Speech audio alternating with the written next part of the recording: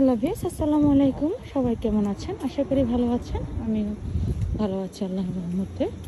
চলে আসলাম নতুন আরেকটি ব্লগ নিয়ে। দেখতে দেখতে আরেকটি রমজান চলে আসলো। আমি এখন যাচ্ছি রমজানের কাঁচা বাজার করবো একটা গোছারিতে। তাতে গাছগুলো এত সুন্দর লাগছে, ভাবলাম যে আমার দর্শকদের সাথে একটু শেয়ার করি। গাছগুলো দেখেন, দেখতে কত সুন্দর লাগছে।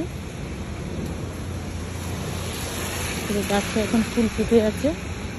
আমি হাঁটতেছি আর ভাবতেছি আপনাদেরকে একটু শেয়ার করতে থাকি। রমজানের বাজার করতে যাচ্ছি, চলে আসলাম গোছারির কাছাকাছি। দর্শক, আপনারা কেমন আছেন? আপনাদের রমজানের বাজার কতটুকু হলো আমাকে কমেন্টে জানাবেন।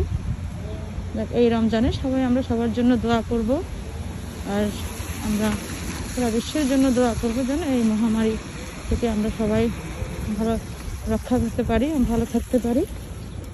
আল্লাহ যেন আমাদের দিনটি ভালোভাবে কাটায়, এই রমজানটা যেন সবার ভালো যায় সে আশা করি। বাসায় গিয়ে আবার আপনাদের সাথে শেয়ার করব কি কি বাজার করলাম। আমি বাজার করে বাসায় চলে আসলাম। আজকে রমজানের বাজারটা শেষ করলাম। বাজারের মধ্যে এখানে গরুর মাংস নিয়েছি 10 পাউন্ড, এখানে চিকেনের লেগ নিয়েছি, এখানে গোটা একটা চিকেন নিয়েছি, এটা দিয়ে করবো। রূপচাঁদা নিয়েছি,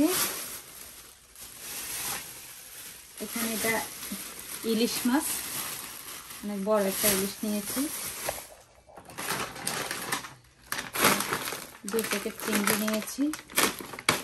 যাক, চিংড়িটা এখানে কুটা পাওয়া যায়, তাহলে চিংড়ি কুটতে আমার অনেক কষ্ট লাগে। একটা কোরাল নিয়েছি অনেক বড়। এখানে টমেটো, সবজি, শসা, বেগুন। এটা কিন্তু খুব সুন্দর ভালো একটা জিনিস, সুস্বাদু জিনিস, কাঁঠালের বিচি। এদেশে আসলে সবকিছুই পাওয়া যায়, ফ্রিজে খেতে মজা আছে। আমি এখানে বেগুন নিয়েছি, বেগুনের আচার বানাবো এবং বেগুনের ভর্তার জন্য।